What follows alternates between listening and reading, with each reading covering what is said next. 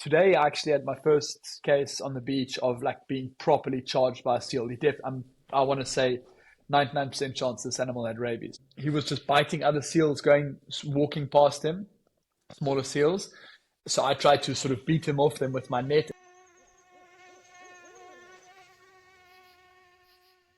Hello and welcome to another episode of The Wild Dispatch.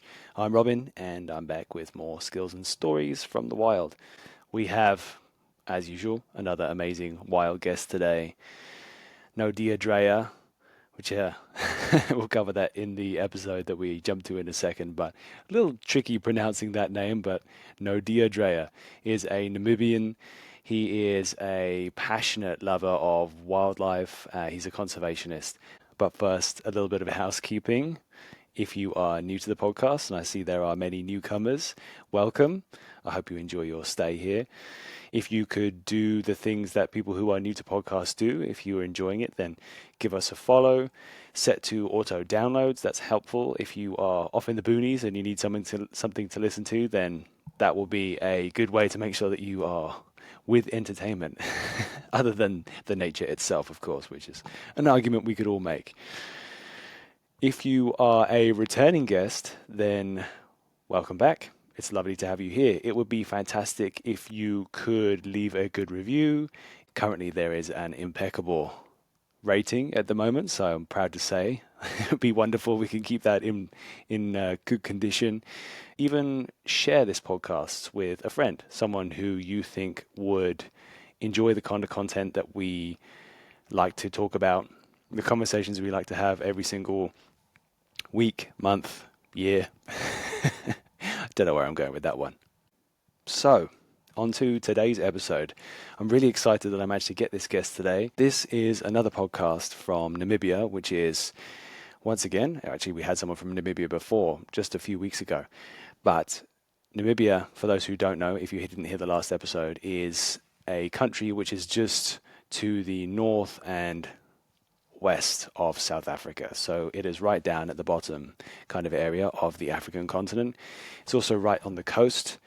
Although a very deserty and dry environment, there is the ocean there. So it's a very tough place to live, not just for humans, but also for some of the animals there as well. So that's actually what Naude became famous for through his social videos. Him and a team of people actually run around in a very high octane chase, jumping on seals and temporarily cutting them free from the many fishing lines, pieces of plastic, all kinds of different things that they can get themselves trapped in, which ultimately prevents them from feeding, but also then gets infected and result in many, many deaths. So Naude is doing some fantastic work. He's got a lot of great stories. I'm excited to share them with you today. I'm going to put a bunch of links down in the show notes. You can go and check out more of his stuff and see some of the incredible videos that he has. I think he actually puts a GoPro in his mouth as he's chasing down these sometimes rabid creatures. So that's quite enough waffling from me. Here's Naude.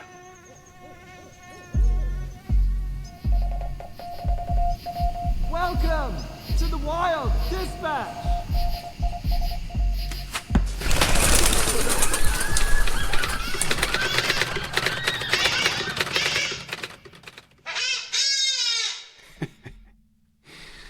Okay, so I want to make sure I'm pronouncing your name correctly. I'm going to give it my best shot now. Naude, is that right? That is really good. Well done. It is. I've heard 500 variations of it. That was really good. Well done. Naude Dreyer. You can see the South African connection on your side, yes. Okay, yeah. Well, I had to check. That's the thing. I'm cheating. I've got to admit, I'm cheating. Well, thanks for sharing your time with us today. I wanted to actually ask you. We'll do like a bit more of an intro in a second, but we were just chatting, and it sounds like you've been up since 4 a.m. Your time, which I think is equivalent to being awake for over 15 hours now. So what have you been doing today? You said it was a crazy day. Yeah, we went up to Cape Cross. So Cape Cross is probably one of the biggest single seal colonies in the world. Anything today, I'd say there's probably about 180,000 seals out there. We try and get there every 2 weeks. It's a bit, I mean, it's like over a 2 hour drive up the coast, quite a remote area. And we try to get rescue day in there every 2 weeks. And today we got there, it was ice cold. The roads were wet on the way in. We got there before the sun was out. And it was a nuts day. So up until quite recently, the best rescue day we've ever had out was 34 rescues in one day. Okay. Then about three weeks ago, we had a crazy day at Pelican Point, our local spot, with 43 rescues in one day. And today we got 60. It was just nuts. It was just like, we couldn't turn our backs without seeing an entangled seal. We were just literally like, each guy's running with two nets. So you fill up one net, fill up the other net, and then you've got a free hand, just grab another seal. It was just chaos. It was. That sounds Madness. absolutely wild. But also, it's like good to be having success and be getting more efficient and everything. But also, I guess in a way, there's the sign that there are more animals that you're finding. Yeah, So, we always say it's a double-edged sword. It's this victory, but at the same time, the need for it shouldn't be there in the first place. But it's a victory in what we accomplished today. But the fact that we have to do this and that it's not getting any better is the down to the up. So, yeah, 60 seals. So we should do a bit of an intro, I guess. The things I have here, and please jump in and correct me if any of this is wrong, Nadia. You are a conservationist, obviously a wilderness lover. You have worked as a kayak guide and you continue to do that as well. You're also the founder of Ocean Conservation Namibia. And the thing which I guess you're most famous for is your Instagram and your social that you put out, which shows these absolutely ripping wild videos. I think head cam, chest cam, GoPro situation, chasing these packs of seals that some of them are unfortunately entangled in all kinds of plastics, fishing, discarded materials and all that kind of stuff. Also got here, you're an ultra runner, which I think if that's correct, that's something I'd love to talk to you about at some point. Yeah. So does that sound about right? Yeah, up until very recently, kayak guide. That's how I got into the seal work in the first place. My wife and I've just very recently sold our kayaking company, which we've been running for the last 14 years. And just going out kayaking with seals, and yeah, just to basically. It's been an amazing journey, but right now we just want to focus all our attention on Ocean Conservation Namibia, our non-profit organization. I want to go a lot into Ocean Conservation Namibia and what you guys do, what you've done, what you aim to do in the future as well. But I also love to hear the sequence of events that made the people I talk to into the humans that they are today and the amazing things that they do. So I'd love to go way back to the beginning. I did a little bit of listening to podcasts, a little bit of snooping around, a bit of research on you. And if I'm correct in understanding, you actually grew up on either a nature reserve or was it a national park in Namibia? Is that correct? Yeah, so my parents worked in conservation. I was born in Etosha, the biggest park in Namibia. And spent my first few years in the bush. When I was about 7, we moved to the coast. My parents didn't want to send me to boarding school, so we moved to the coast. And my dad was in restaurants and things. Then he got into fishing. He was a commercial, like an artisanal fisherman, basically. So I spent all my time in the sea. If I wasn't fishing, I was diving, surfing, kayaking, snorkeling, whatever I could do in the ocean. And my dad sort of started doing tours on the water, and he became the call guy for stranded whales, turtles, anything like that. And I just sort of accompanied him on all these things, and sort of started taking over that position. When I decided to get into the kayaking myself, it just we were out. I was kayaking in the early days, and this entangled seal swam past. He was dragging a big piece of trawler net, grabbed him, pulled him to the beach, and cut him free. And after that, just became a lot more alert to this. Really, I had no idea this was a thing.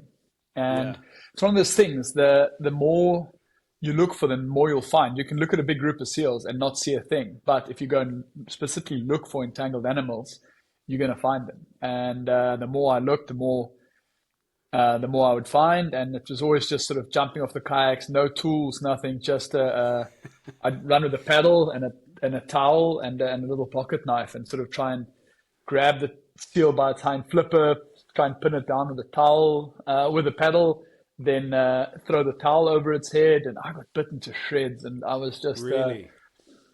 And yeah, but this became an obsession. I spent the kayaking was just the kayaking tours were reasons for me to go out there, and this was developed by about 2018, 2019. I was catching 150 seals a year. So, quick question in my mind. So then, while you were doing your kayaking tours, were you ever out there seeing seals and suddenly like, hang on, guys, I'm just giving you the tour, but I'm just going to run after this seal a second and wrestle it and and set it free from its entanglements? Oh, that's exactly what I was doing. I was covering more ground, moving around, and the people loved it. It was an awesome add-on. I mean, everyone loves to see the tour guide jumping out, saving an animal. And exactly. Sometimes I'd come home with a hand in a bandage, but it never compromised the tour in any way. And then I think, yeah, after a few years, I'd actually start going out there without actually being on tour, just drive out for the day and start to look around. If we can jump back a second, I'm still really curious about that time in Etosha. Were you doing any kind of rehabilitation or rescuing of animals while you were there? Or I'd love to hear if there's a story or something that is like your first kind of wow interaction with animals over there, because I'm sure you must have been exposed to them if you're living in such a wild place. So I was quite young when we left Etosha, but we moved to another Do you have memories park in land. Not in Etosha, but we stayed on a pretty much a reserve after that. And okay. I have memories of, we had a springbok and an ostrich sort of living in our garden at one stage that also just came in. I'd spend all my time out. We had a riverbed running in front, and it was always well, for me, it was completely natural. I remember I think after my 4th or 5th birthday, I got given a small axe, and I would be allowed to head up into the river for the day with my dog, basically, at the Staffy, and we just sort of go mission out up the riverbed and up the mountains, and as long as I was home by dark. So no, it was a wild. I've got a few memory. I mean, I was 6 or 7 when we left there, so I'm not a huge recollection of that. But it was a wild. I was growing up around wild animals all the time, very comfortable with animals, and just learning to that appreciation for nature, I guess. Yeah, absolutely. I can imagine. Ostriches are kind of funny creatures. I've interacted with a fair, not nearly as many as you, I'm sure, but being over there, they're kind of. I mean, they're obviously huge, and I'm imagining if you're 6 or 7 years old, that thing would tower over you. Like, I can imagine having a bit of it would. being a little intimidated. No, I'm definitely. I can't remember. I just know he was. I don't know if it was an injured one or like a one that was just found, but they do habituate quite well as well. So it's not that they have to. You don't have this fear of turning your back and having this thing split you down with its claw. Yeah. I mean, I remember being surprised before being out in the boonies and 2 females coming up to me, just coming right up to me and having no qualms about being right next to me and kind of wanting to see what's going on. So definitely, yeah, that's true for sure. Okay, so what actually were your parents doing then at Etosha and then at this other place? Do you know? At that stage, sort of everyone worked for parks. My mom had just moved up from South Africa. She'd done this world tour, or she was starting this world tour. She just finished studying, and the first stop was Namibia, and she met my dad, and my dad was working for the park, so they'd get shifted around from park to park, and they were in the Namatone camp. There's 3 main camps, and they were sort of they were in the camp management, but everyone was involved with everything there at that stage. They would, my dad would go out on patrols with the guys. They would do sort of game control. They'd be involved in the culling stuff as well, and translocations of animals and things. Everyone was, and the park would be shut down for tourists over the summer months. So then they were mending fences and just doing general assisting the researchers with sampling and things. And then there was some shuffling there, and then they moved sort of into the private sector. Then it was a bit more of a lodge reserve that they moved to after that, where I'd sort of spent my early youth, and then when we moved to the coast when I was about 6 or 7. Yeah. Okay. Yeah, great. So where to go next? So then you say you ripped through that stuff before, obviously by the ocean, spending a lot of time in the ocean, and then inevitably coming across these seals. Can you remember the first or one of the first that you saw, like what it was? The one I vividly remember that very first one. That was on the kayak tour, and yes. this one of the trawler net that we sort of latched on and just grabbed him, and then sort of one-handedly paddled to the beach, pulled him out, and always got a knife on me, so cut him free. And yeah, and since that day, it was just this sort of like realization. Okay, firstly, we'd saved this animal's life, and then how much more? Are there more of these? This can't be an isolated incident. Yeah, I can imagine it's definitely like you said. As with a lot of things in nature, and I guess in life, your eye can get really trained to nuances, can't it? So first of all, you just see a huge pile of seals and not much pops out. But I'm sure now when you look at it, you kind of have a Matrix style thing where you can read body language, maybe if one's not walking quite exactly right, or they're giving away a lot more. Is that absolutely. You're looking at body language, you're looking at seals that are looking uncomfortable. If they're all lying down and one is sort of rolling around agitated. You're looking for, if they're all lying, seals have sort of curved lines. You're looking for a straight line in an area where everything is curved. So it's always normally a diagonal straight cut across the chest. You're looking for that. You're looking for bundles. You're looking with if the sun is coming from the right direction, you're looking for the flare of fishing lines. A thick monofilament fishing line really lights up in sunlight if you see it from the right direction. So you're first scanning above the seals to see if there's a bundle of this line flaring out. You're looking at body language, if the seal is struggling to walking a bit funny or just severely agitated. And I mean, everyone sees the videos of us running and chasing seals, but nobody sees us spending 4 or 5 hours a day behind binoculars and spotting scopes, just really, really just slow scanning every single group. I was just about to ask that exact question. I can imagine glass would be your friend in that situation. Yeah. That's curious. So that's a whole technique in itself, right? Like good glassing technique and understanding how to scan properly and rescanning and that. Absolutely. And then again, working as a team, just sort of going in and sort of half the team will scan left to right, the other group will scan right to left, and just sort of knowing, and then trying to describe, okay, we find an entangled animal, but there's a group of 15,000 seals lying in front of us. How do you describe to the rest of the team as quick as possible? Because if the seal's on the move, we all need to know where the target is to go in there.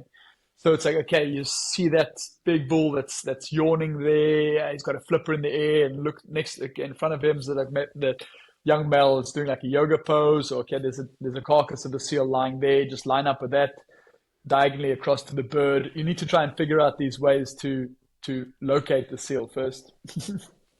Yeah, exactly. I can only imagine.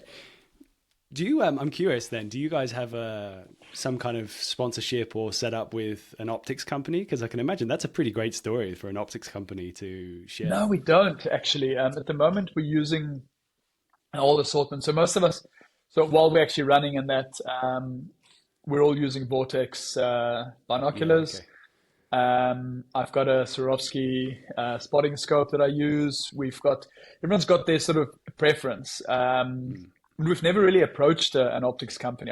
It's actually something I really need to do. I need to see if anyone would be interested, because they're essential to us, and we'd also be good field testers. I mean, our stuff is working really, really hard. If somebody, it's in salty sea, sandy conditions all the time. If we're running in Cape Cross, it's a very rocky area. Sometimes you just sort of drop your binos on the way while you're going in, and you can go find them again. And if you've had 50 seals run over them, so if somebody wants to really field test their stuff, by all means, give us a shot. I can imagine maybe that's why Vortex would be a good choice anyway. I should caveat, I am not sponsored by Vortex in any way. I would maybe like to be in the future, but their lifetime warranty that they have, and they're very good. They just change stuff, no questions They do. asked. I've actually literally just broken my first pen in two. Look, and this is like 4 hard years on them, and they've had so much salt in them. But I didn't actually realize they've got a lifetime warranty. I'm gonna see if I can claim in on that. Oh, they do. Yeah. We won't go into the details of that, but let's talk about it afterwards, because it could be a long nuanced. Okay, so you're talking about looking at 6,000 or 16,000 seals. What's the environment like? Obviously it's coastal, but tell me about the area that you're in. Are you in? Is it Walvis Bay? Is that the area? Yeah. So we're based where you do a lot of the stuff, or is there's a few different points? We're based in Walvis Bay. So the Pelican Point colony is our sort of like home patch. It's about a half an hour's drive. It's on the tip of this big peninsula on the other side of the bay.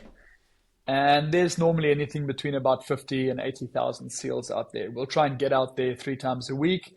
It's all sandy beach. Some of it, like the inside of the bay is nice and calm. The outside can get quite rough and a lot more exposed to weather, surf, and things like that. So on the inside, we can launch kayaks and do like approaches from the water side as well. But on the outside, it's all slow crawls on the beach or running in from behind.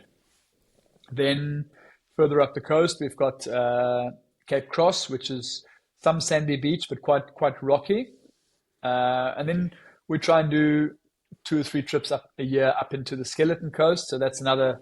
I mean, there you like the northern colony we hit is like 500 kilometers from the closest town. It's wild up there. It's really smoothed off rocks. I mean, from thousands of years of seals lying on them and wearing them down.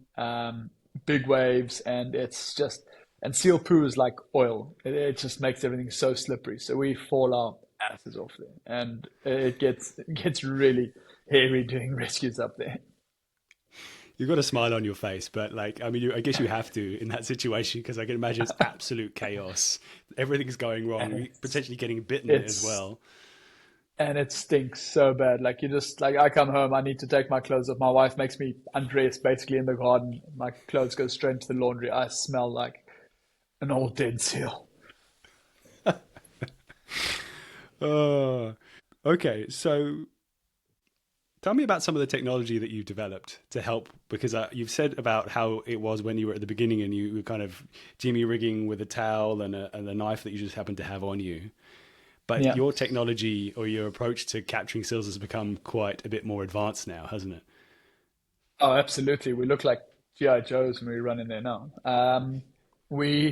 So the game changer for us came in 2019 after I'd started putting some of my videos online in the beginning. I got approached by a guy doing similar work for NOAA. He works on San Miguel Island and the Catalinas catching seals, doing similar work there.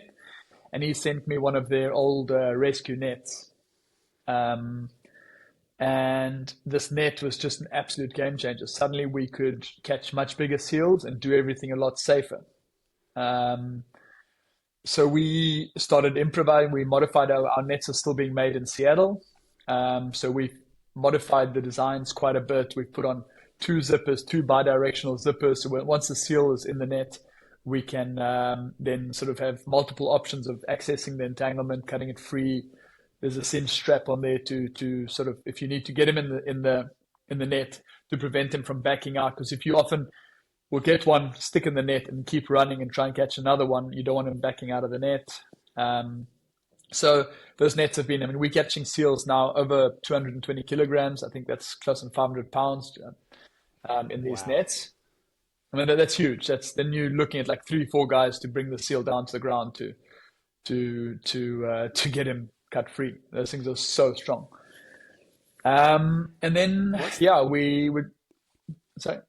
Yeah, I was going to say, I bet you've got some stories about moments with those bigger seals where things go a bit haywire? Has there any been, I mean, there must have been injuries, obviously bites, but when you've got that much weight and that much power Yeah. going on, and it's like suddenly a head-to-head, that can be tricky, I bet. Luckily, no direct bites from those big guys. Like, we're always very wary. Unless he's securely in the net, we don't go near that. We don't. Once he's in the net, so our nets are built in a funnel shape, so his head is secure in the bottom. He can't open his mouth, and that's quite intentional. But even once on there, like, if you get this guy just rears up, like, we've got videos of guys just being chucked in the air like rag dolls. This thing is like a horse. And we've also then standing on the beach, like, you're one guy alone. One of these, if you're on like an angled beach and this guy's at speed, like, he just plows right through the net. Like, you don't even slow him down. You need to get him on flat ground, and you need like 2 nets to really sort of corner him in, and then it's rodeo. You'll see on one of my videos, it's literally like me holding onto a net like I'm skiing, and I'm filming my feet, and I'm just like dragging my feet in the ground like I'm water skiing. They're so strong. That's got to be some serious adrenaline in moments like that. It is. It's a drug. It really is. It's just keep coming back for that.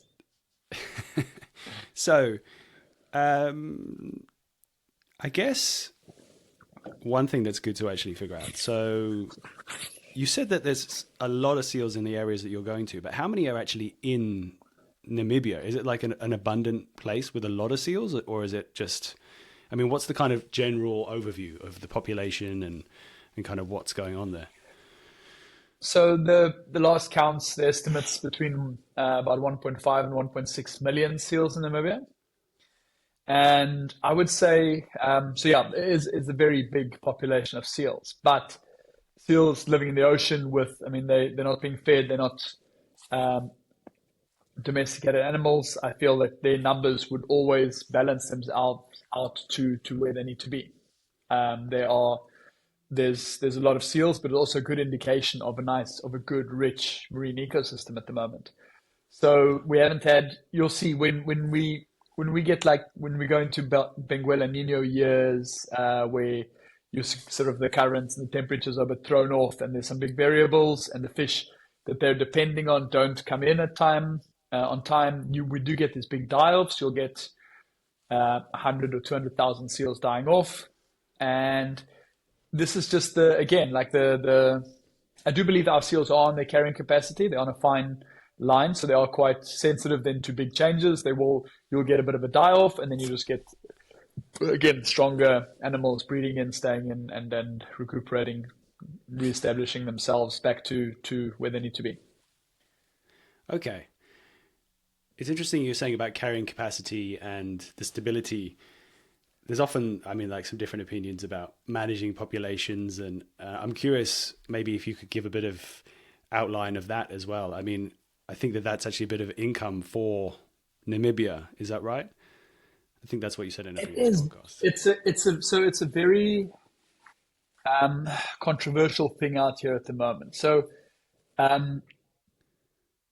look, I'm not against. I'm all for sustainable utilization of resources. I cannot be critical to the seal harvest and be fine with harvesting springbok, kudu, antelope, anything in the bush. It's not.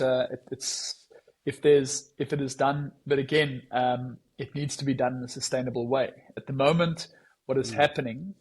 So, firstly, the fur market has dropped out completely. There's a quota given out, a total allowable catch given out every year of 80,000 pups and 6,000 bulls. Now, the pups were just being used for their furs, and the EU blocked the import of furs in 2015, so that pup market has dropped out completely. The bulls are still targeted, and they are targeted almost exclusively, pretty much exclusively, for their penises, which are being sent to the east. Oh, wow. So it is an Eastern controlled market. The factory is Chinese owned, and there's a small basic Namibian labor force, but most of that money is leaving the country straight away. Now, on top of that, so by just taking out the key bulls, so they're working almost exclusively at Cape Cross. They're shooting out all the alpha males in the group. The seals have quite a strict harem structure when they breed. You've got one male, a big dominant male, like a beachmaster we call them, and he'll have 30 or 40 females in his harem, and he will then try and mate with all of them. They will give birth, and they will be receptive to mate for about a week after birth. So in that week, he won't even have a chance. He'll fight. So they can only be at this sort of level for about 2 years, and they're worn out. They die after that. So he will just fight himself to the end, but he will control his females and make sure that the other males don't come in.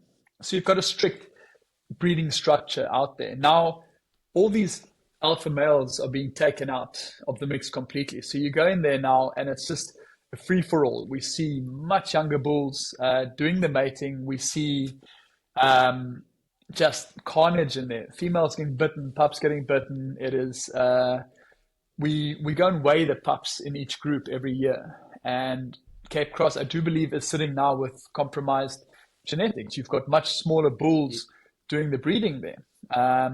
So this needs to be, the harvest needs to be based on proper research, not on economic demand. And that is my big criticism to all of this.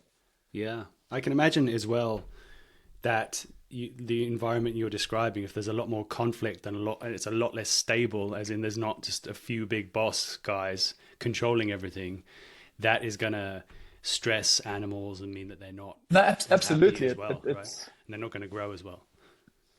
Yeah, you've got guys also going in there with minimal training. You've got animals injured, getting so that the bulls are being shot. They really small caliber weapons. They're using 22s, and they a lot of them are not being killed.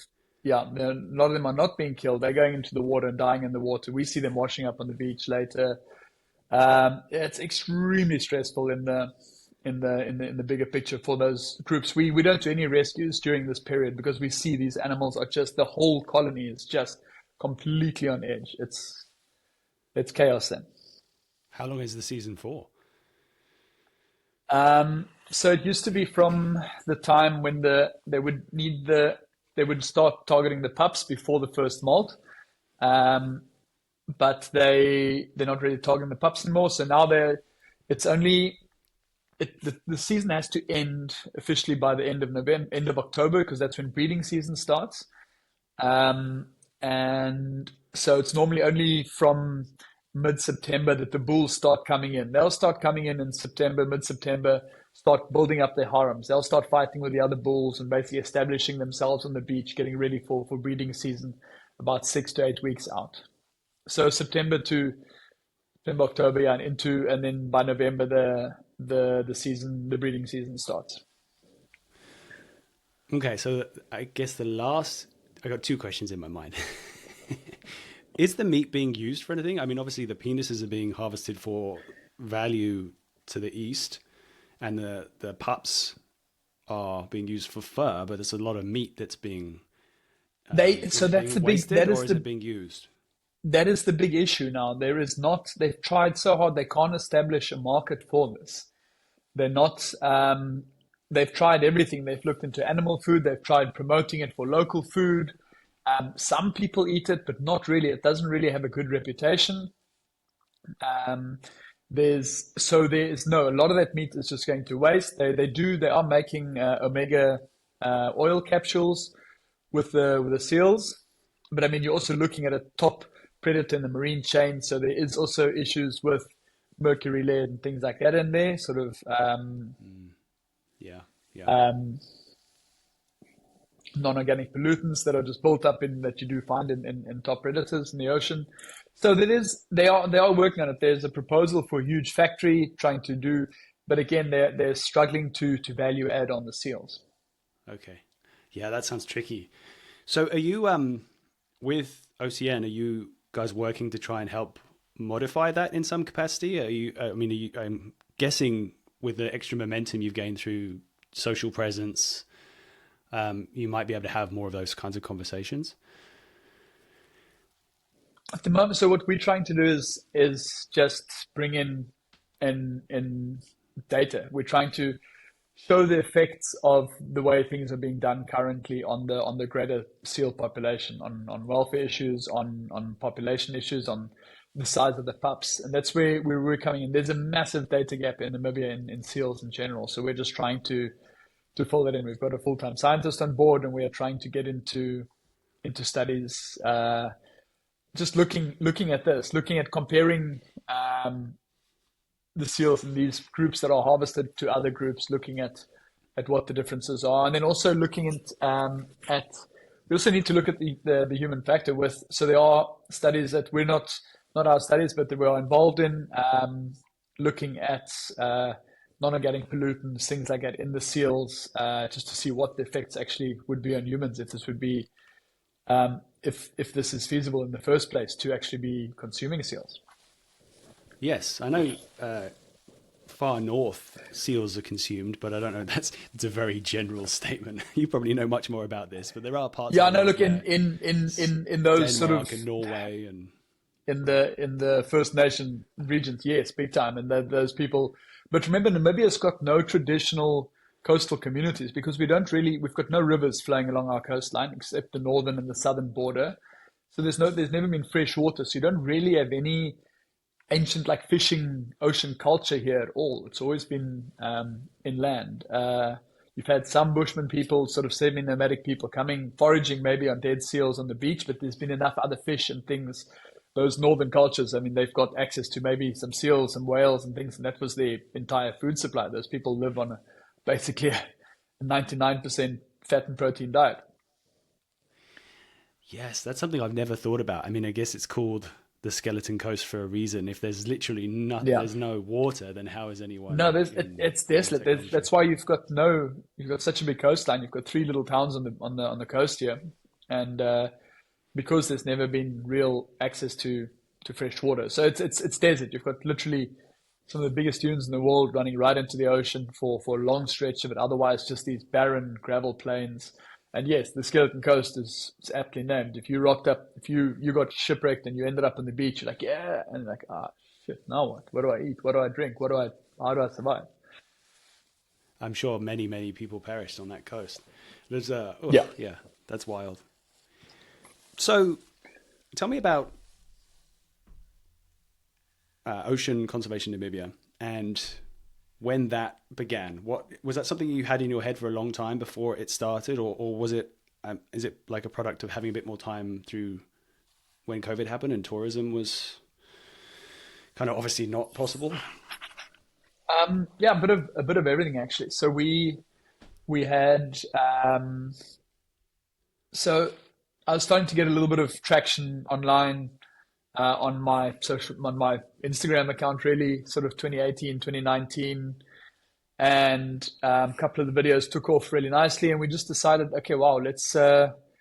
My wife's really smart at this. I was happy to this, but I was starting to get people wanting to help us out with donations and things. And my wife is German. We don't just take money for nothing. Like this, we got to make everything official. And we also realized, like, okay, we've actually got quite a reach. We've got people sort of listening to what we have to say. Why don't we use this as a platform to actually start advocating on the impacts of marine pollution on wildlife and marine conservation issues? So we decided, let's do this. Let's start a nonprofit aimed at ocean conservation. There's a lot of amazing conservation initiatives in Namibia, but all terrestrial, very little sort of marine themed or focusing on the ocean in particular. So we started proceedings to get a trust established, and then COVID hit. A friend of mine came to visit. He was stuck here. Well, he came for like 2 weeks in February, and basically he couldn't fly out for another 8 months. So tourism came to a grinding halt. We had nothing else to do, so we just went out and caught seals every day. We really sort of honed our skills there on seal rescues. It's Tony, he's still part of the team.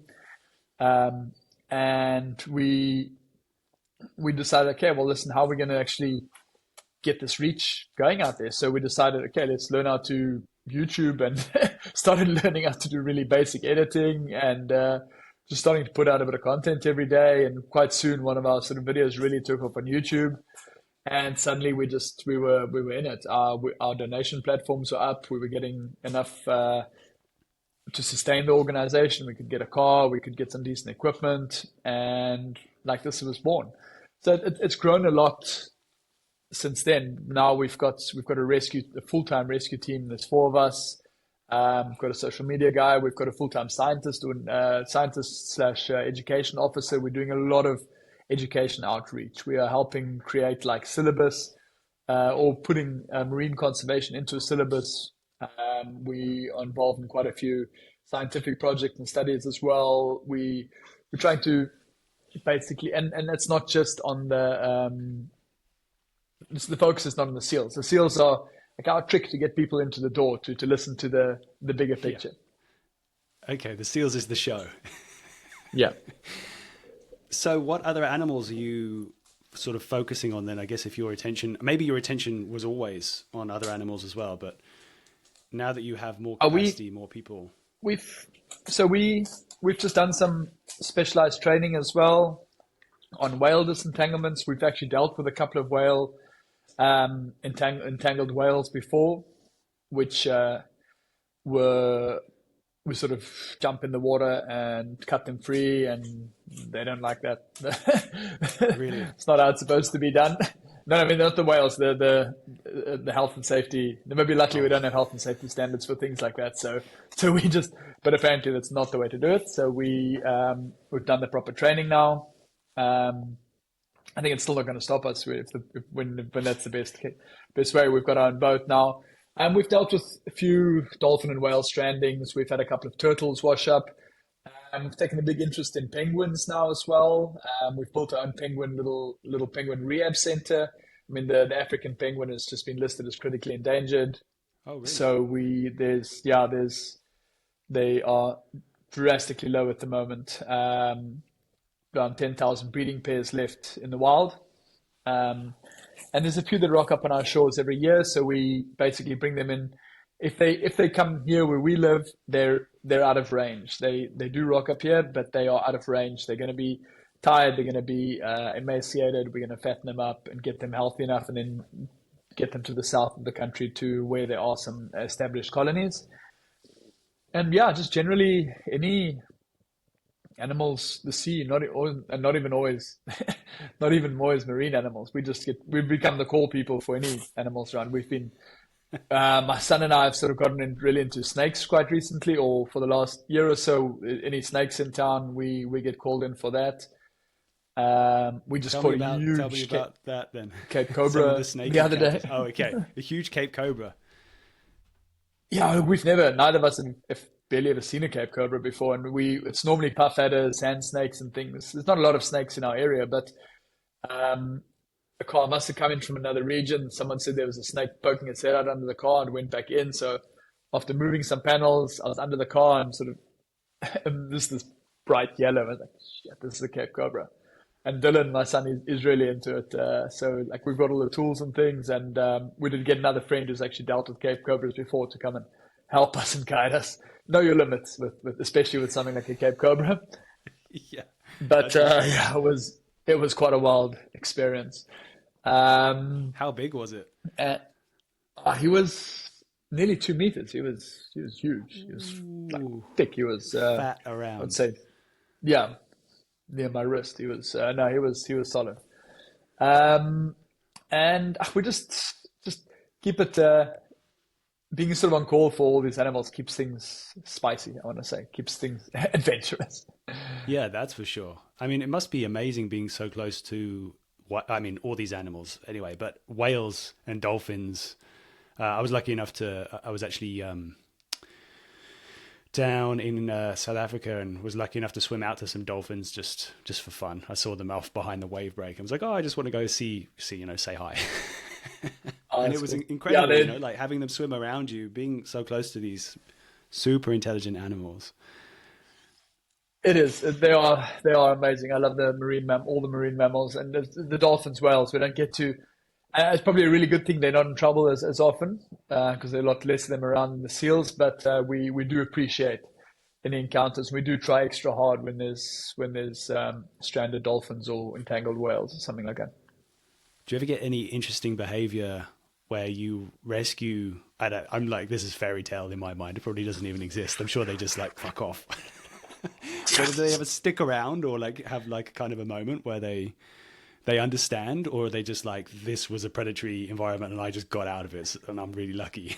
Do you know what I mean? You mean with the seals or the dolphins and whales? Yeah, I actually meant with the dolphins and whales, but it could be with the seals as well. I imagine most of the footage I see of the seals is they just get out of there as quick as possible. But I'm wondering with those more intelligent animals. They no, we've had some dolphins definitely stick around, and I think it's often more a matter of making sure that all their buddies are okay as well, because it's very seldom you'll find a single dolphin stranded. They're normally in small groups or even bigger groups, so they want to make sure that all their friends are okay too. The whales, if they've been on the beach, if they get them back in again, they just fuck right off. They really just as soon as they feel they don't have sand in them anymore, they just go. There's no thank you. There's just, you got to jump for your life and not get hit by a tail or a fluke. So tell me about sharks. I mean, I'm guessing there are many sharks there as well, or am I misunderstanding? Surprisingly, not big sharks, or not that we're aware of. You'd think with all the seals around, and Yeah. that is the big issue. There's not enough natural predation on seals in Namibia. We get orcas, transit orcas passing by maybe once or twice a year, and they're not interested in eating the seals. And there's been some like hearsay stories about great white sightings in Namibia, but nothing really confirmed. They're not blatantly here. Okay. They're not caught inshore. They're not seen. So you got smaller sharks, bronze whalers and things, but not really these sharks aren't really targeting seals. So Yeah. we get smaller. We get these algae bloom, sort of toxic algae blooms, sulfur eruption events in our lagoon system here. So every year in summer, water gets really warm, and then we get these algae blooms. It sort of develops into a bit of a sulfur eruption, a deoxygenation event in the water, and you get all these sharks swimming out. So we always get called out for these as well. There's some videos of us running. So it's much smaller sharks, maybe up to about 30 or 40 pounds, but then just sort of 20, 30, 40 sharks at a time. They'll get stuck in a small little pond. If it's really bad in the whole lagoon, then we'll sort of shuttle them onto the back of my pickup, fill up, cover them with wet towels, race them out to the beach on the outside, on the other side, offload them there, race back again. And otherwise, it's just a matter of dragging them over the sandbar back into deeper water again. But that's about, I guess that's the most extent that we get the sharks. No, it's a lot simpler. Because in my mind, for some reason, I was imagining that there's like some very big, hungry sharks in the area with all the seals. So I was thinking you'd be extra having to keep an eye on things as well. If you're in the water, coming out of the water, chasing seals, and it's that kind of perfect moment for something to pounce. You'd really think so, but it's not. It's so one thing that is pretty cool.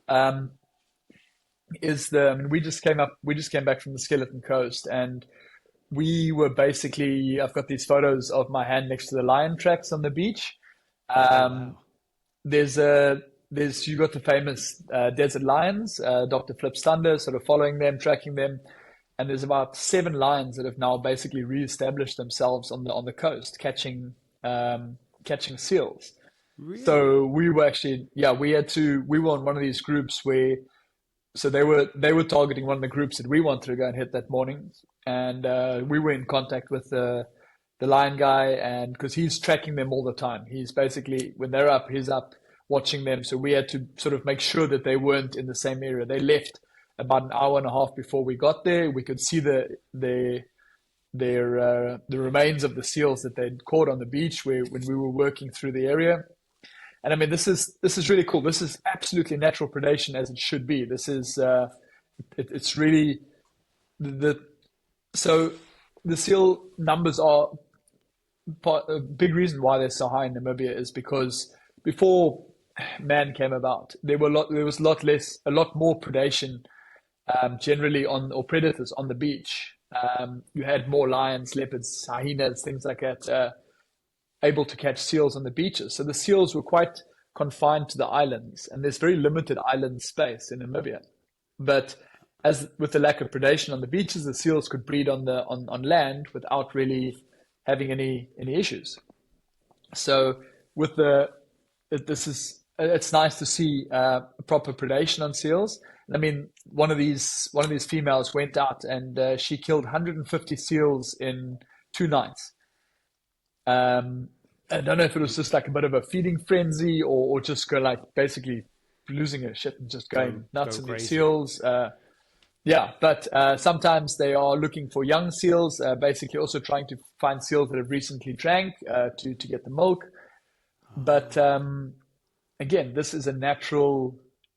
If this could be the way, it'd be a much more, I don't know, in my mind, a much more natural, beautiful way of population control than having to resort to something like the harvest. It sounds like absolute savagery, though. Like a felines in like huge size.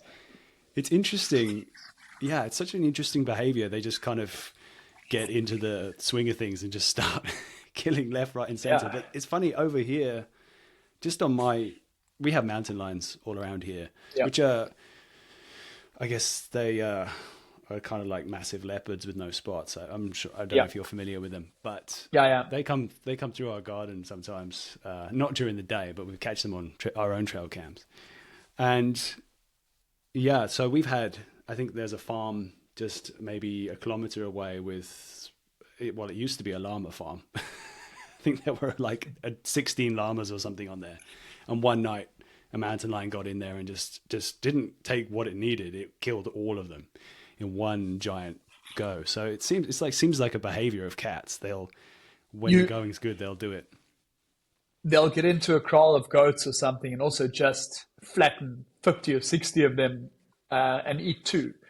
And then the hyenas, the brown hyenas we get on our coast here, they do the same thing. They will just go through and basically just bite one pup dead after the next until they find one that is just drunk and go through 40 or 50 pups in the evening, trying to find the one special flavor they like.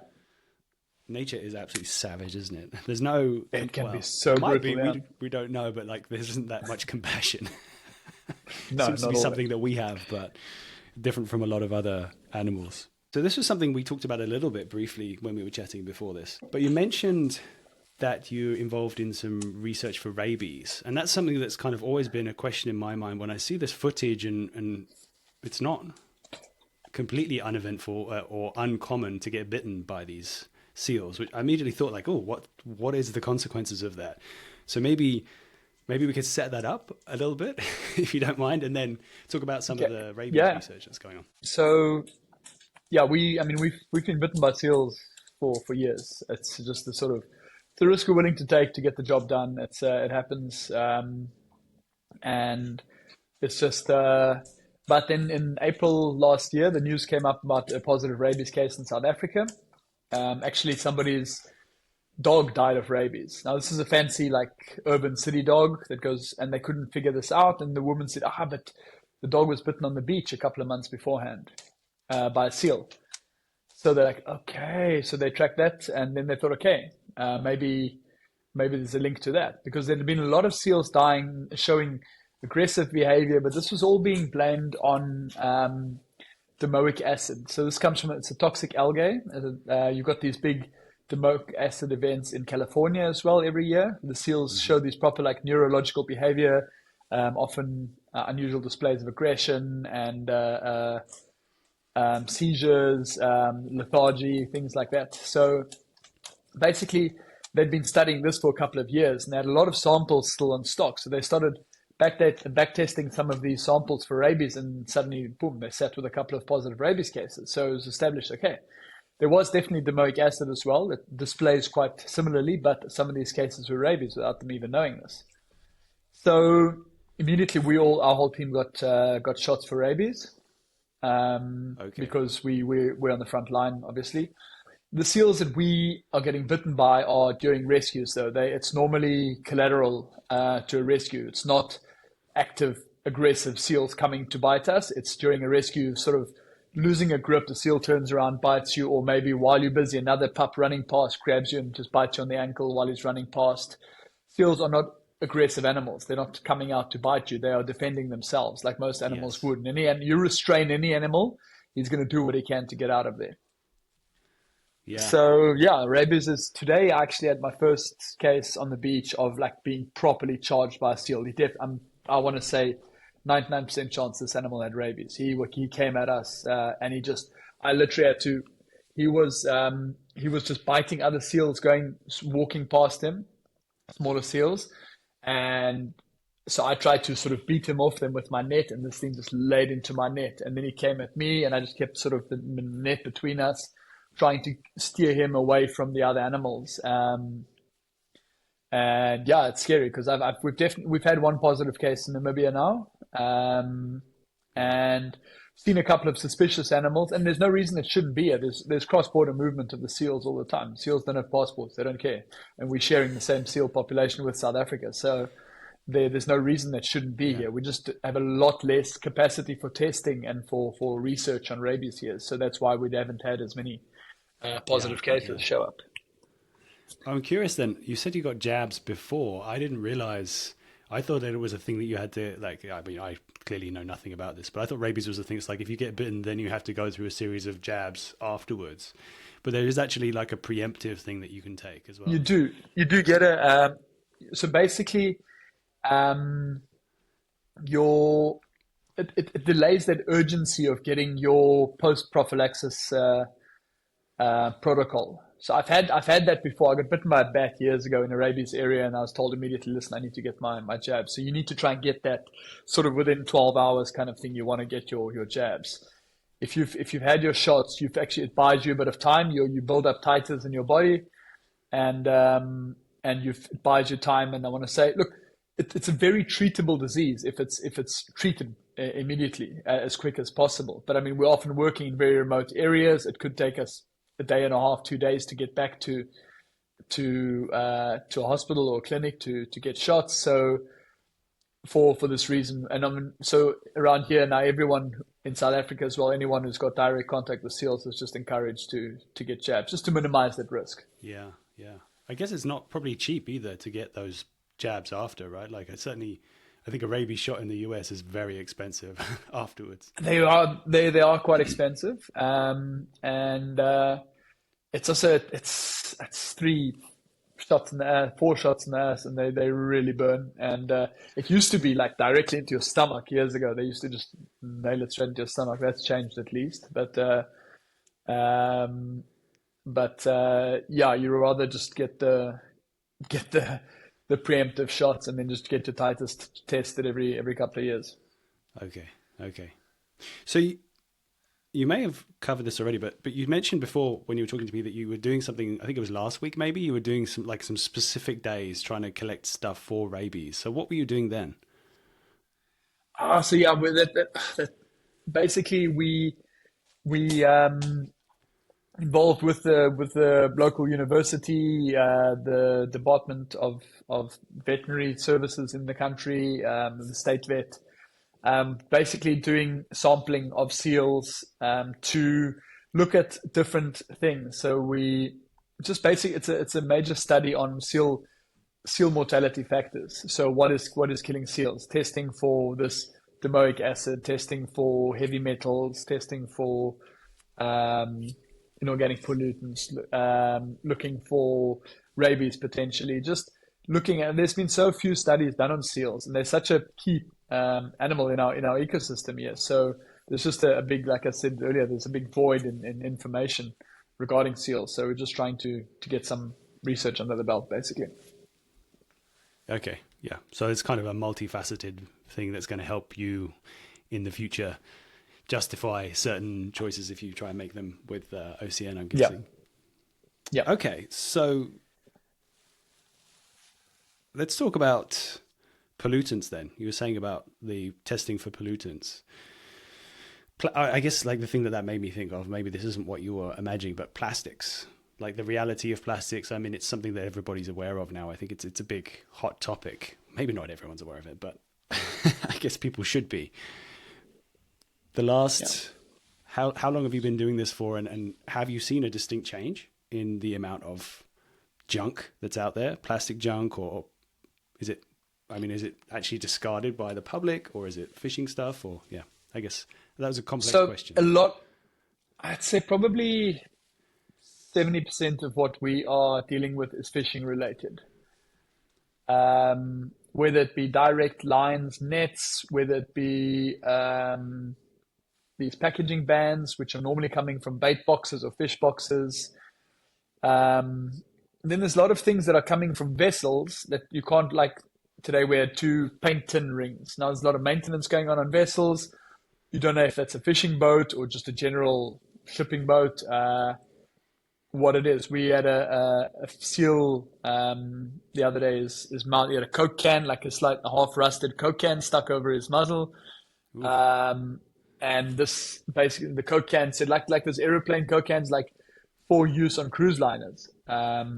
So this comes for cruise liners. So there's basically anything that comes into the sea. So we are catching, I'm going to say, significantly more seals every year. It could be that we are just getting better at what we're doing. I mean, we're refining our techniques. We are getting better at spotting. We're spending more time out there. So it's not to say that there's an increase in the amount of plastic. I like to believe that what we're doing is working, but also we're getting rubbish. We're getting these Taiwanese fishing ropes or lines. It's a Taiwanese kind of rig, which shouldn't be used around here at all. It could be illegal fishing, but it could also be stuff that's drifting from the other side of the world. It's the ocean currents are bringing things, they're shifting things around all over the ocean. So it's difficult. A lot of the stuff we get is negatively buoyant. So it's stuff that sinks to the bottom. So if you get to a beach that's really dirty with plastic, you got to realize that usually about 80% of the plastic that enters the ocean is actually sinking to the bottom. It's not actually ending up on the beach. So it's just a small indicator of what's actually down there. The big Pacific garbage patch, again, is also just a small indicator of how bad it is underneath. So no, plastic is a big issue. We do get a lot of what we call domestic stuff as well, like literally single-use plastic shopping bags, wrappings from like 6-pack holders, shrink wrapping, things like that. And then again, the whole microplastic breakdown too. I mean, a friend of mine living in Alaska, she's doing studies on seals on St. Paul Island, which is out in the Aleutian chain. I mean, you can't get further away from like civilization. She's finding traces or she's finding microplastics in seal muscle fibers there. So it's everywhere. It is absolutely everywhere. Yeah, that is bonkers. Yeah, hopefully solutions or things will improve. I mean, the trouble is governments are very slow to adapt, change. So that's where hopefully we get to a point where we can start influencing policy. And this can only be backed up with science again. So we need to be writing papers on our findings and things. That's what we're starting to do now. But in the fishing industry, there are a couple of small changes which could bring about huge results. People are reluctant to listen and change their behavior until it affects their bottom line. Need to be much bigger penalties for dumping. It's illegal to dump anything in the ocean anywhere, but any law is only as strict as its enforcement. So that's for this reason people still carry on, because nothing's happening to them. But imagine we could bring in like an accountability system where we're getting all these commercial hand lines, it makes up a huge portion of our entanglements. So this boat goes out to sea, it gets audited. You've got 27 miles of line on board. When you come back in, they measure all your line again. For every foot or meter or whatever of line that's not there needs to be a massive penalty. Then that guy is going to be a lot less reluctant when there's a knot, because this stuff is so cheap. There's a knot in your line, cut it off, chuck it in the sea, carry on going. Now, that guy's going to hang on to this, or he's going to untangle his line and make sure that doesn't end up in the ocean, because it's going to cost him a hell of a lot of money if it does. So once it affects your bottom line, you might actually bring change. Not the way you want change to come, but if that's what it takes, then why not? Yeah, that's interesting. I wonder if there might be a way to it's like the stick and the carrot, right? We're just speculating now, but I wonder if there might be a way of like, there's actually some kind of, for good behavior, when there is evidence of things being kept and then disposed of in a responsible way, there are like some perks that other fishermen don't get for doing that. Absolutely, bring in a reward system. Absolutely, for every ton of line that you discard properly, to bring it to proper recycling centers and stuff, or set up proper recycling, because most of this fishing gear is actually really recyclable. Yes. It just takes a bit of effort and value add that. So it's more worthwhile to bring that stuff back, clean it up, and send it there than to just toss it overboard and not worry about it anymore. Yeah. I mean, there's always different approaches, aren't there? But hopefully one of them will help solve the problem. Can we talk about your training and ultra marathons and all that fun stuff? Is that all right? Yeah, absolutely. I love talking running. Okay, good. I mean, I run a bit, but not nearly as much as you, clearly. I did wonder at some point when I see you furiously sprinting across beaches at seals that are moving very quickly, you've got to be in pretty good shape to be doing that all day, especially if you started at 4 a.m. this morning. And now you have enough energy to be having this conversation with me now. So have you always been active and wanting to get out there and going on wild adventure runs and that kind of stuff? The running has only really come about in the last sort of 7 or 8 years ago. I've always been pretty active. I've always spent most of my time in the ocean, and grew up on skateboards and BMXs and all the usual things. But the running is, so with the SEAL work, we've just seen the need for fitness. So we've actually got at our HQ, our office, we've got like a home gym there as well. And everyone the whole team basically puts a lot of priority on fitness and training. We have to, if you catching 60 seals in one day, it's full effort, like for 5-6 hours straight. You need a certain amount of not just strength, but endurance, capabilities, everything too. So yeah.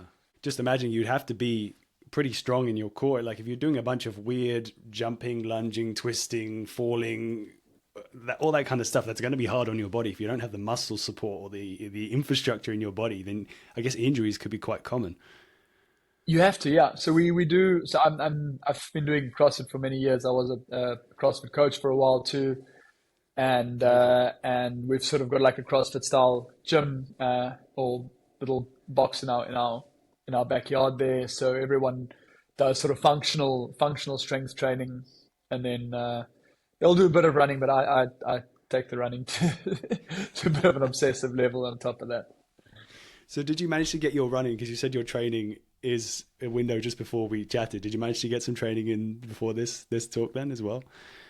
Today? No. This morning was my run. I covered about, on these Cape Cross days, we cover about 7 kilometers.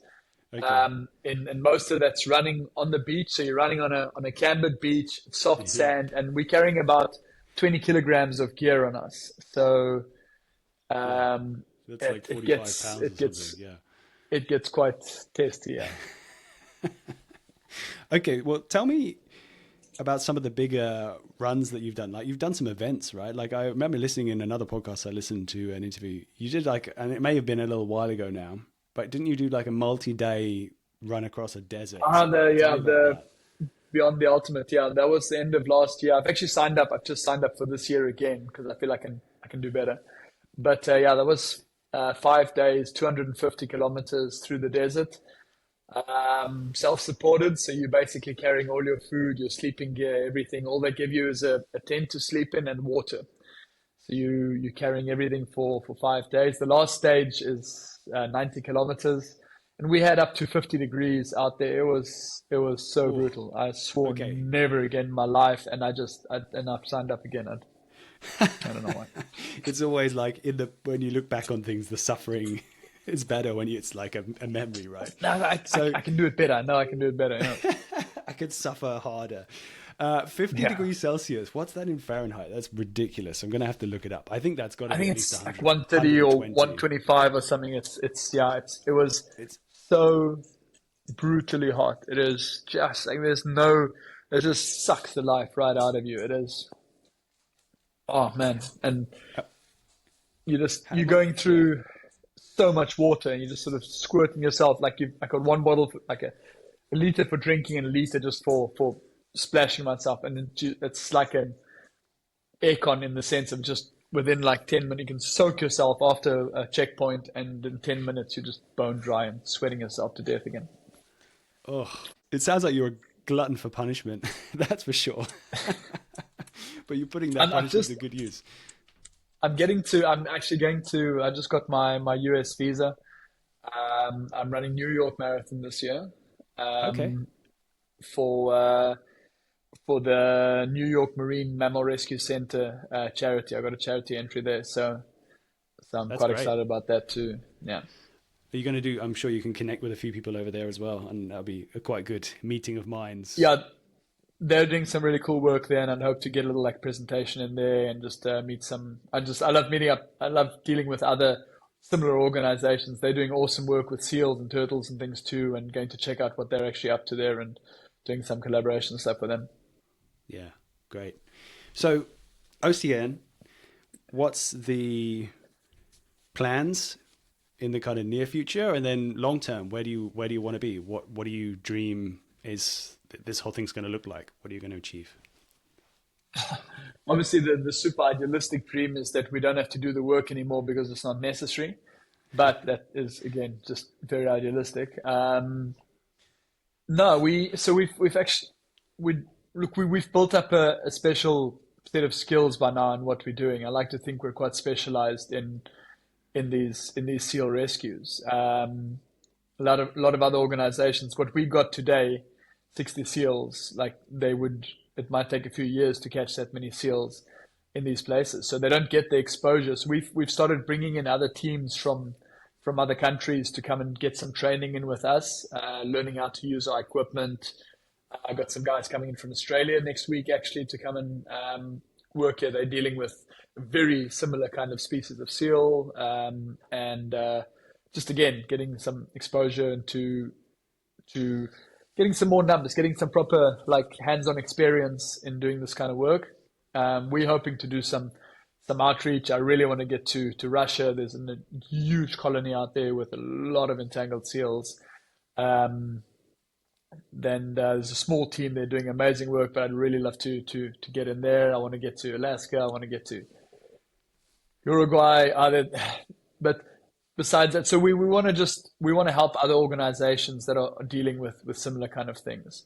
And then we're expanding our fights on other things now. We're tackling like other environmental issues like marine phosphate, like seabed mining, marine phosphate mining. It's just potentially so destructive. There's a lot of talk about this happening in Namibia. There's What does that look like? an onset. Sorry to interrupt. Marine So phosphate basically, it's basically dredging up the seabed. There's very rich phosphate deposits just below the surface of the seabed. So you've got basically fish nursery areas that get dredged up, and they pulling out these phosphates. So you're creating massive sediment plumes in the water stream. We've got a strong current here, so these sediment plumes move through these fish nursery areas. You've got a lot of old heavy metals in this, cadmium, uranium, things like this in the sediment that can then moves through the water column. And it's basically, this has never been done anywhere before. They've applied in countries like Australia and New Zealand and that, but they've all been shut down. So they come to countries like Namibia where things are a little bit more relaxed, where offering the right amount of money to the right people might make things happen. And Namibia would essentially be a guinea pig. But then you open up a 25-year license to something like this. There's a very small chance no ill can come of it, but you don't know. There could be such detrimental environmental or effects, but you don't know. So why should we be the guinea pigs here? On top of that, they're bringing in, they want to bring salmon farming into Namibia, the sort of open pen salmon farming, and that as well. It just comes with so many issues. So there's a lot of other topics outside of the direct wildlife that we're trying to cast light and just bring some attention to. That's great.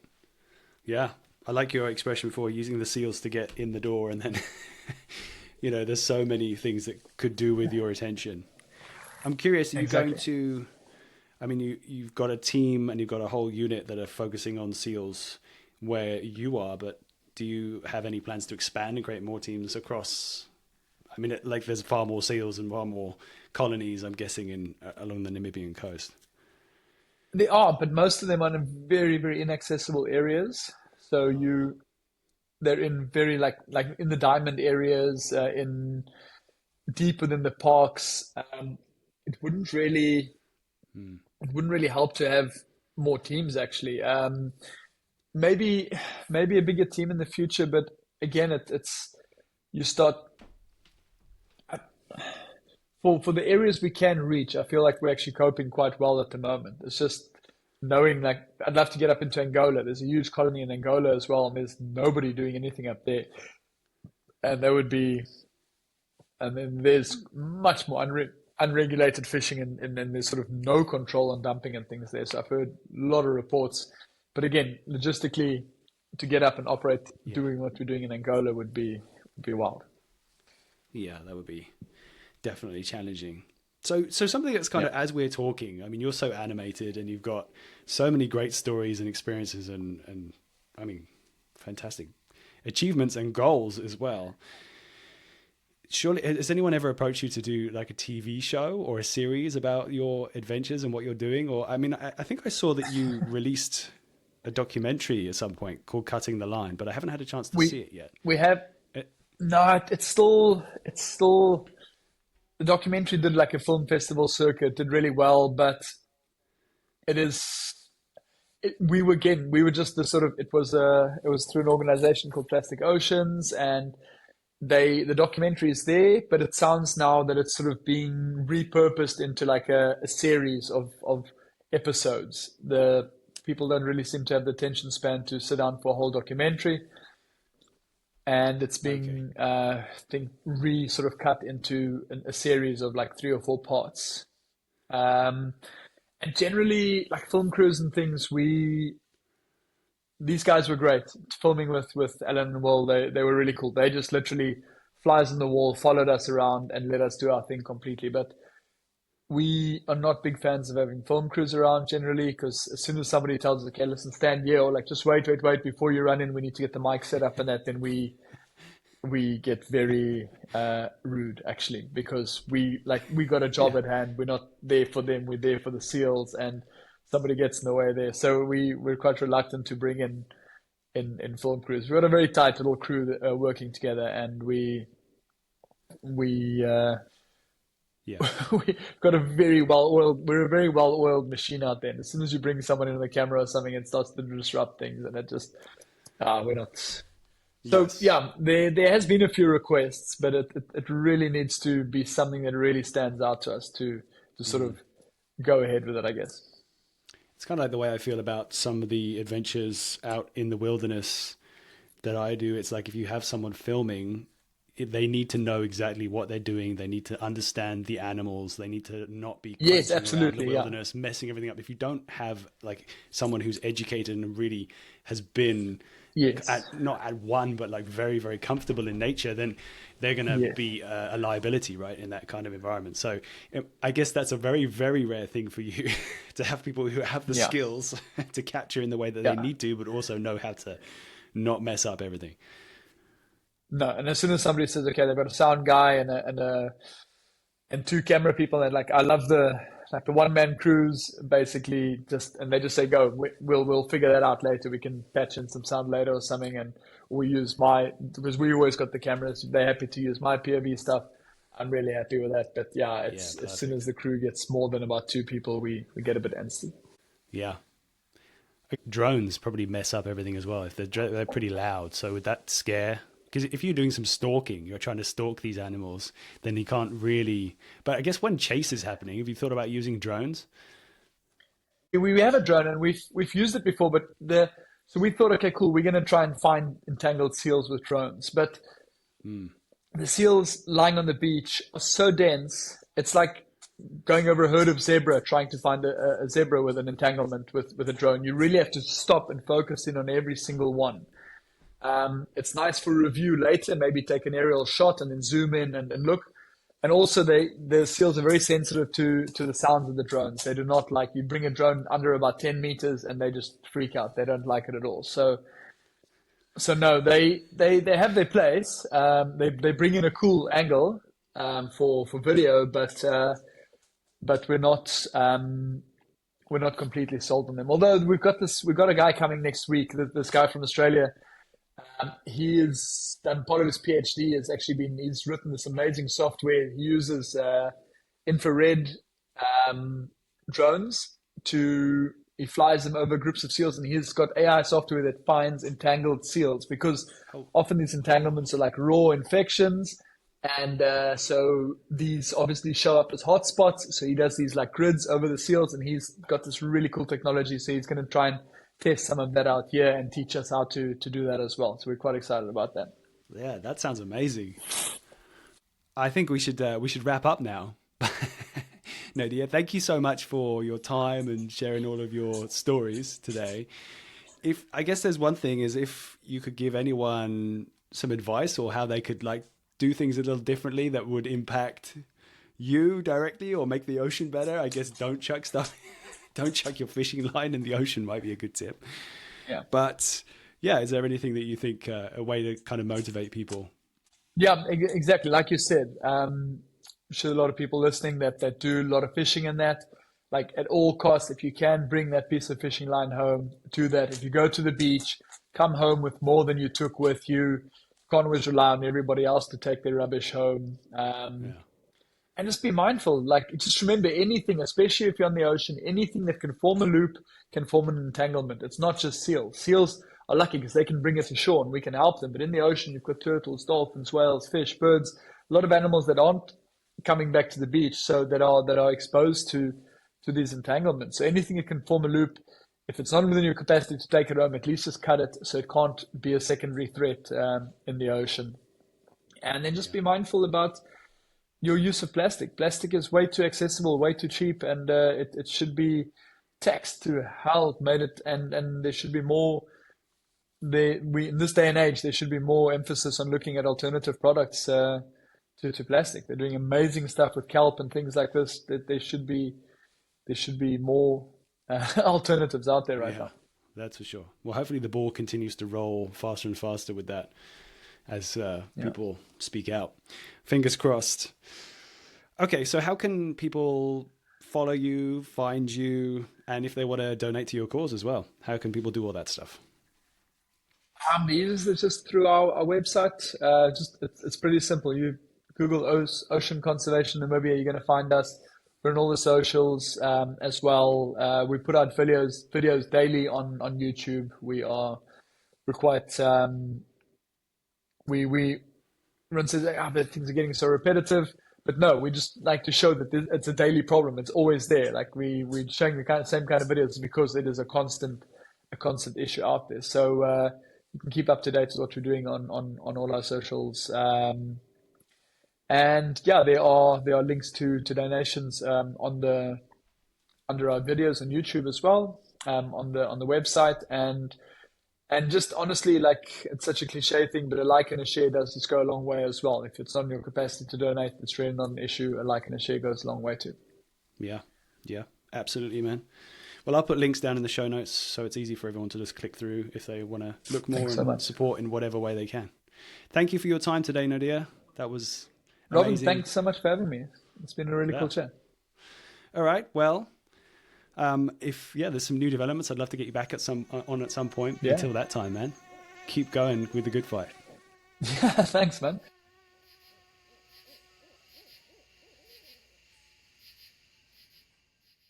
Right, that's another episode done and dusted.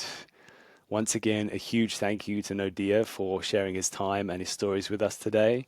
I really enjoyed hearing. It's a completely different world that I've not been aware of before. So, yeah, fantastic to open my horizons and hopefully yours too. Nadia did suggest a bunch of helpful links just at the end of this episode, so I have put all those down in the show notes. Jump over there, check it out, and enjoy the spectacle that he puts on. And also, if you can, give him some money. Yeah, give him some support in any way possible, whether it's through a follow, a share, or actually sending him some jingle, some cash, so that he can keep taking care of animals and the environments that we love. I should also say thank you to everyone who's listening. If you're still here, then I'm going to take that as a small victory.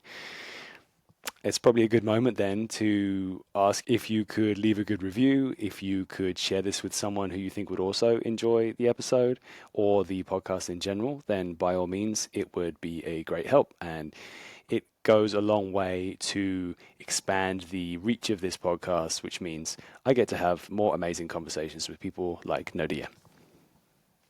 Okay, I think that's everything I can think of for now. There's probably something else I'm supposed to say, but I've forgotten it by now. So I'm going to stop waffling. Thanks for listening, and until next time. Welcome to the Wild Dispatch.